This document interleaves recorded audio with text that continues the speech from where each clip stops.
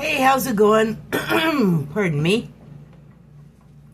So hi. Just wanted to talk about the holiday that just passed a little bit. Was it a good one for you? If you celebrate that? I know that, like, the Christian holiday in the United States just takes over everything.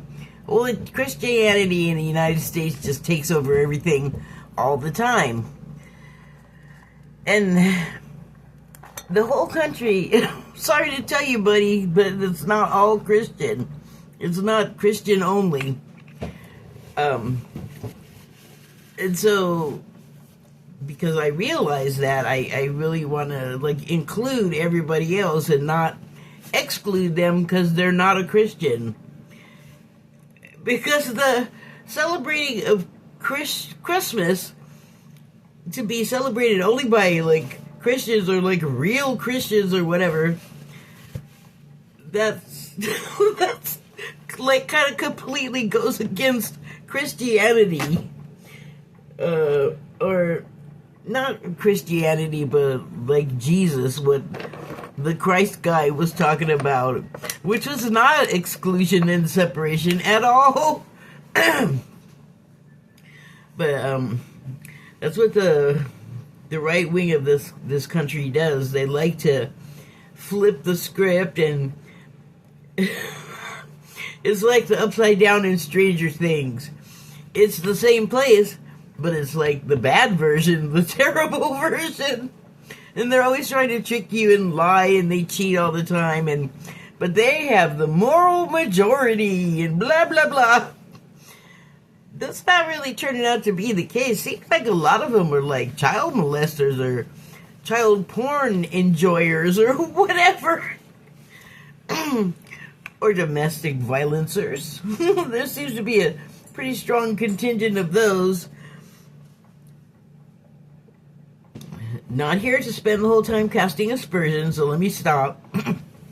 What I wanted to talk about was that for the first time, maybe ever, over the holidays, I was not depressed, lonely, awful feeling. Like, I had none of that, and I couldn't be happier. Oh my goodness.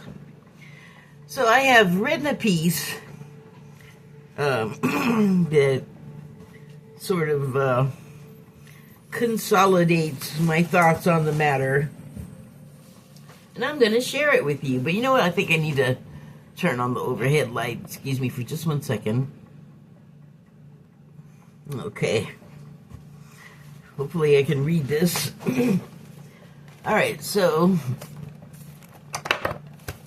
it doesn't really have a title. It was just sort of stream of consciousness. So where does it start?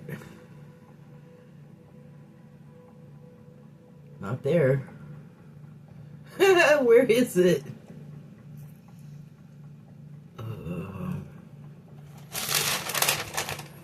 You hear that?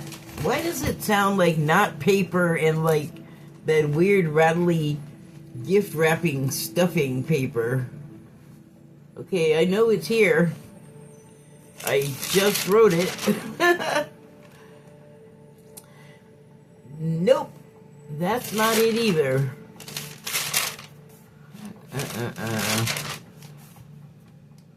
God, that is rattly and weird. It feels strange, too. You know how we have shrinkflation?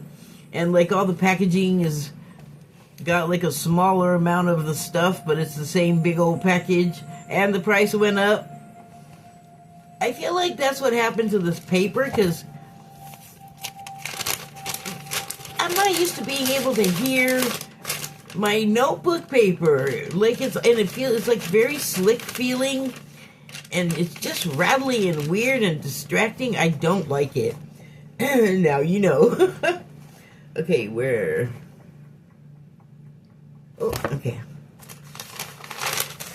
So it starts on here somewhere. Oh, there it is. Okay. This year was maybe the first year ever that as an adult I didn't spend the holiday season saddened to be on my own. The first year ever that as an adult I didn't spend the holiday I already read that. Oh, okay, I'll just read it again. That I didn't spend the holiday season saddened to be on my own. me and the kitty. There have always been kitties. I don't know if people know this, but they don't help much with cooking prep work or like putting up the decorations. Not that I have done a whole bunch of that. Like some lights went up. That's it. That's the whole of the decorating. But he didn't help. I didn't either. Somebody else did it. But that's my point. The cat didn't help. And let's see, what else does he not help with? Putting up the deco, housekeeping, or small talk. Some cats are very vocal, very talkative. Mine, not so much. In fact, when he meows, it's like his voice is very rusty and like... It's funny. Anyway, so yeah, cats. Love to have them around. Great company, but that's about it. Yeah, I really need him to earn his keep. Get to work.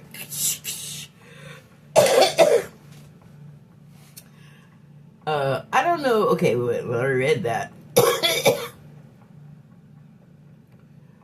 Growing up, I spent the holidays at the homes of relatives.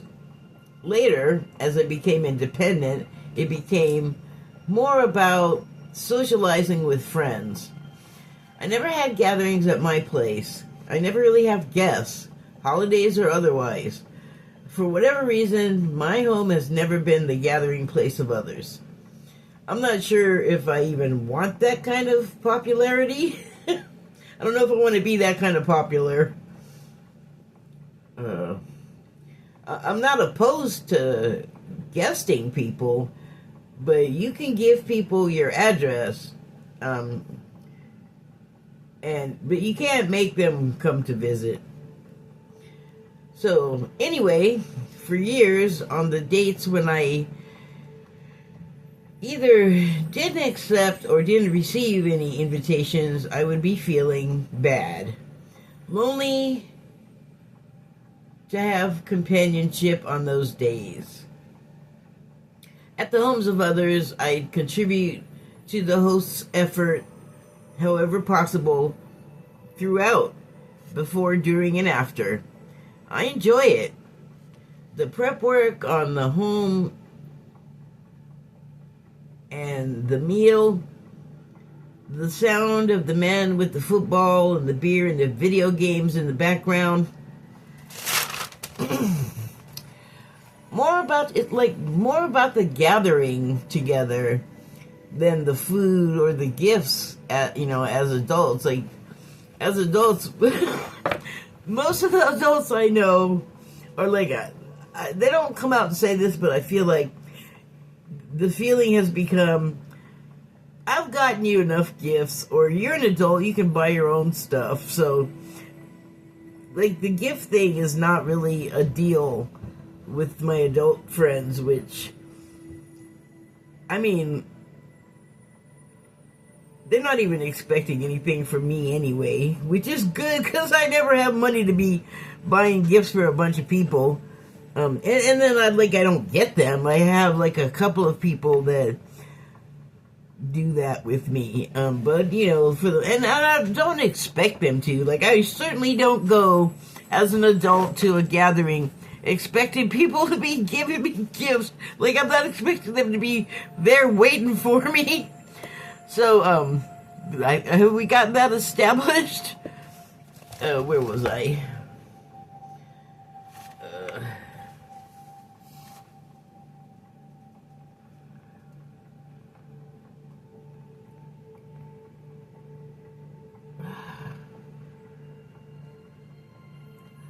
Some years have been lonely and hard, and I dreaded the season if it looked like I'd be home alone.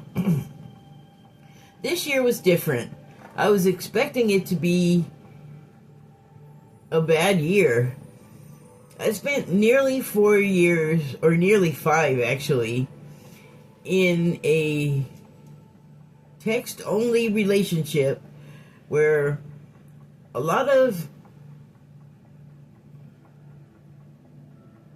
conversation was had.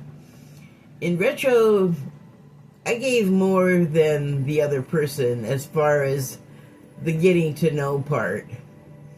Like, they just were always pretty reserved. The other person was pretty stingy, and I was having an experience. I learned they didn't share it. They were content to make a million promises that were never fulfilled. I kept waiting for them to come through one time, just once, to make me feel like I wasn't a sucker yet again. But I was. I'm just like, I just can't pick right. But it never happened, and I'm a fool. Again, yay. I remain a fool. That's what it says. And a fool I remain is what it actually says. It never happened, and in all that time, each cuffing season passed. In all that time, as each cuffing season passed, I was gutted and felt like, I don't know, bad. Every year, vague promises were made to get together and spend the holidays with each other, and not one was kept. Okay, why did I subject myself to it? You might be asking. This isn't some faceless foreign scammer.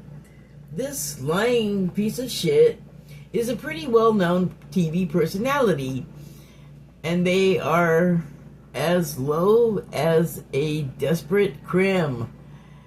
He isn't that. He's not poor and doing dirt to survive. Nope. This is a millionaire and living proof that ego plus money plus power equals a fucking shithead. I'd reveal them, but no one hardly will believe me. They can look at the evidence that I have. I hadn't been dealing with some shitbag African scammer. They took pains to obscure their identity, which I never should have accepted. Thinking about all of that is angering me, and that is not the tone I want to take. Despite all of the trouble this person created for me, the thing is, I've lost with no hope of redemption all threatens my happiness. So they caused me a lot of problems. They caused a lot of problems for me, and the thing I've lost without hope of redemption that threatens my happiness if I dwell upon it. Wait, what? Okay, well, if I dwell upon all of the trust that I gave to that person, the authenticity I brought to the table, it never mattered. I was fooled by my own yearning to, for once, have a relationship not play out where I'm having a relationship with a fiction. I've done my best to accept it all and move on, to forgive him for serving me a constant stream of pretty bullshit. which I clocked and called him on, and it was like spitting in the wind. He just kept mechanically doing the same thing. Whatever he could manipulate to his advantage. So, a radically different ship to the one I thought I was having or dreamed up.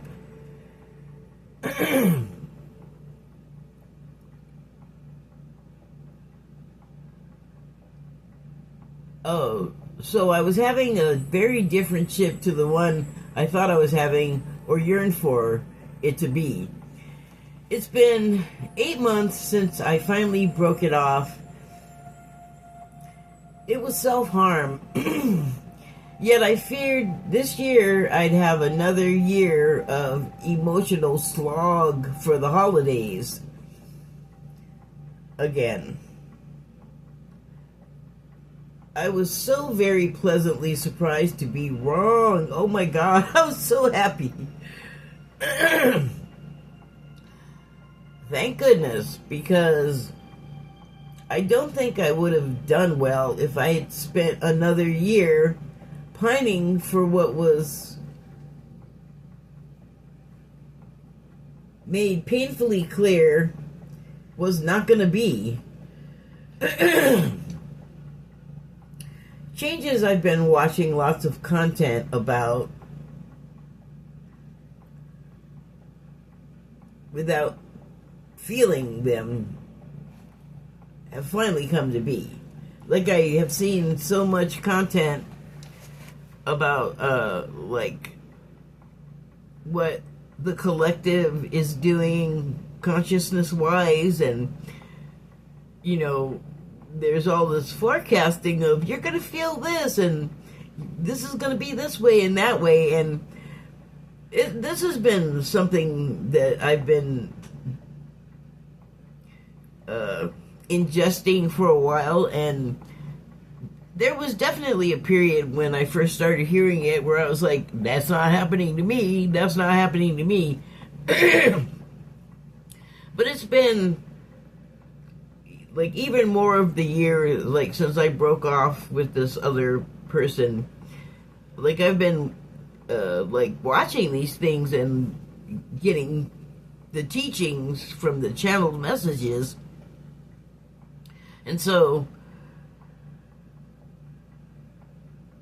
at first they would say, well, this is going to happen after this, you know, astronomical event or whatever, or sun storm. And then I would be like, I don't feel that. But then after a little while, I started to feel some of the stuff they were saying. And it's like anything else that I kind of talk about here, like the psychic stuff. Like, nobody gets it exactly the same way. Like I was saying in the Dead Zone show that I'm still watching, from the book and movie from Stephen King. That guy has a psychic thing, but it's not like he can just look at you and know like everything about you. And that's what, like, every person on that show with something to hide, the first thing they think he sees is whatever they did wrong, and that's usually not what he is seeing. At least not the thing that they're afraid of. And I don't know why they tell. It's good screenplay work, I think, because it's such a human thing to be like, I have this terrible secret, and no one should know, but I'm going to tell somebody. Or, here, this tastes terrible. I want you to have a bite, you know, or this smells awful. Here. I feel like it's like that. And now I forgot what I was saying. Oh yes, the feeling the thing. So now, like, I feel it more and more often, because part of what the teaching is talking about is why you're feeling the feelings. And there are, like, the stuff that I mentioned, like the sun stuff and the astronomical other stuff that is happening, are making changes to our bodies that are on a spectrum, you know. Oh, but so what I started to say about the Dead Zone guy was his thing is a particular type of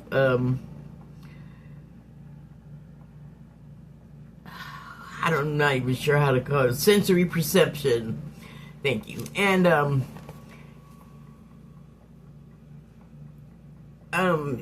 it expands the more he uses it, because I think like any muscle you work, you get stronger in ways you don't expect, let's say. So the people he encounters on the show, though, like I said, they always expect him to see their worst possible thing happening, and that's not necessarily what's even going on. And then he doesn't correct anyone except to say, well, it doesn't work that way. And that's not enough, because people just have the idea in their head, and that's it. And I have had this thought come to my mind like a while ago about like exactly what level, like to what degree do I possess any extrasensory perception or psychic abilities. And I think that, like all of us, we just kind of discount a lot of it because everyone does it. Everyone can do it. It's not a big deal. No one makes a big discussion about it. And silly little things like that. I always talk about it like thinking of someone and then they call, or you call them and they tell you you were thinking of them. That's like sort of the baseline level of psychic ability that we all pretty much have, but we don't think of it as that. And that's the thing. It's like, if you have those abilities and they're above and beyond, not above as in better, but just like more than what the average person is accessing and using, then it seems like they're radically different, and you really can't understand it. And you can't understand it any more than you can tell your white friend, if you're me, what it's like to be this color a person. Like, you can talk about it all you want, but unless they can jump into your skin with you, they're really not going to know what you're talking about. Like, they're just going to have to accept your description or dream up whatever, which is what the people on that show do. But what I learned is, and this is mostly from observation, but it's not like I had needed a degree. Like, it's pretty easy to see that people are psychic in different ways. Like, sometimes I get the phone call thing. I can't remember. It's tele something, I think, or psychometric. It might be psychometry, which is when you can touch something and get impressions from it, or like full-on visions, which is what happens with the guy in the Dead Zone show. His thing is he has to touch it to feel it. And then you see as the show goes on, it develops into more. That's working that muscle. That's practice. And so I noticed that, like, and I've talked about this before too, like, one time I went to the library with this friend of mine, or a couple of times, and I have a habit of, picking a book based on the art, the cover art, and it works for me, though. I don't know, I don't question it, I never have, I didn't even think of it, but she was with me, and she's like, why are you picking you didn't even look and see what's in there? And it's like, I'll look at the front, I'll look at the author, I'll look at the back. And that's how I choose a lot of books. It's just how I do it. And I guess the rule is you're supposed to, like, read some of it first. I rarely do that. And I never even thought about it. I gave it no thought at all. And that's what I mean. Like, that was how I was choosing my books. Like, based on how it looked. Like, whatever vibe the book was giving me, that's how I choosed it. That's how I chose it. And so, that's just a thing that you could comment upon as being unusual or something if you were aware that I was doing it. but you're probably doing something like it yourself. Like, we each have our strengths in other areas. This stuff is the same thing. It works the same way. Anyway, I forget now why I went down that path, but let me finish this up because I'm almost done. So, changes I've been watching lots of content about. Changes without my feeling them came to be. I was surprised to be fine at Thanksgiving, and while I missed the traditional meal, I was okay. Surprised to be, but okay. Then came my birthday, which was stellar. An accidental party happened, small, cozy, and perfect, and I'm so grateful because that's how they usually turn out. That's not how they usually turn out to be. Christmas Eve soon followed, and I spent the evening entertained, and it passed smoothly. Like, I don't know what I was doing, messing around online, watch it. Like, here was the surprise. One of the things that usually would depress me in the past was, like, I don't have television, like cable or anything like that. I have, like, whatever I can stream off of YouTube and other streaming services, but I don't have TV anymore. And this time of year, along with, like, the loneliness factor, it would just be compounded by the crap television. Like, I don't need to see any childhood holiday specials, cartoons, or movies like ever again. I am full. I'm all full up on that stuff. Go ahead, knock yourself out, have a good old time, but I'm not going to join. I'm just going to do what I'm doing normally. Because burnout, really, I guess. But, I mean, the mood was festive online. I do have, like, a bunch of people now that I correspond with frequently, and so I felt like a good time was had by all. Like, I felt good about it, which is a great relief because it was just terrible spending years feeling horrible. Okay,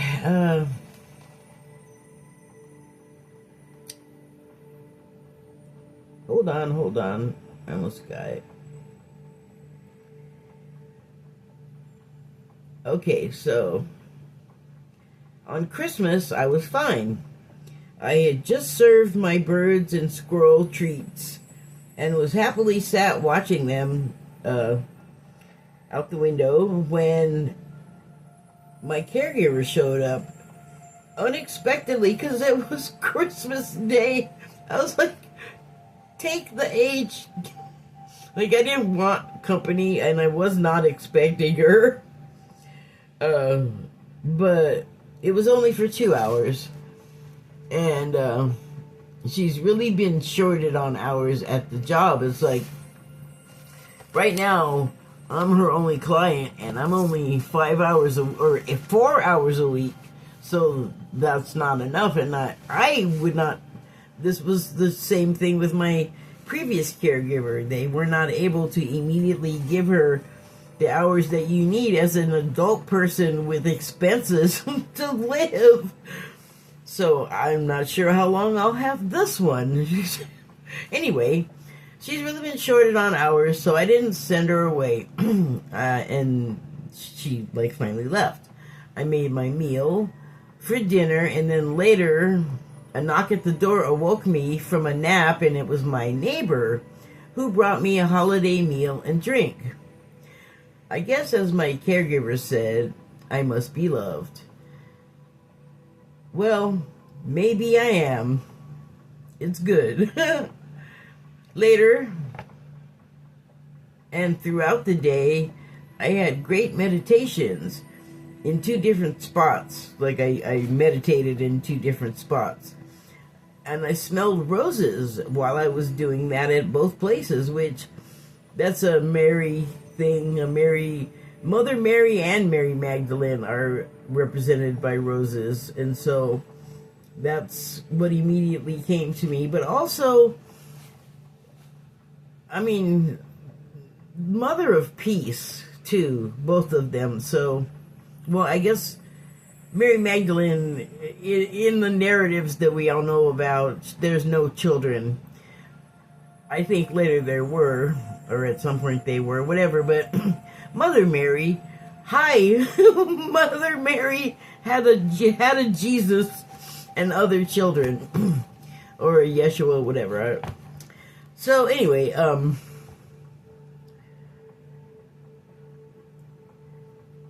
that's when I was smelling the roses, I really was at peace. Like I was just in a good place. So smelling the roses just felt like a happy confirmation. Wait, where am I? In 2 different spots, I smelled roses, and at one point, I felt a slender fingertip touch my jaw and then apply the gentlest pressure as if to encourage me to turn my head. Not enough to do that, but enough to give me the idea that I should. When I did so, in the dim candlelight, I caught sight of the flame, and its appearance was like that of a sparkly spired star, a bright star anomaly right in my kitchen on Christmas. Tell me that's not some kind of message. Go on, make a case. My point is, I think a message that has always existed really came home to me to say, you're not alone, and you already have everything you need. It was, I don't know if I like got it across how bleak it was when it was the Home Alone times, cat or not, because I'm sorry, I love my pets to pieces, but you can't like commune with them the same way you can with a people. It's just not the same. There. So, I have some cards, but I think I'll do another video for those because I'm already at a half an hour and I don't want to be on here too long talking my stuff. So, another one will come. Thank you and good night.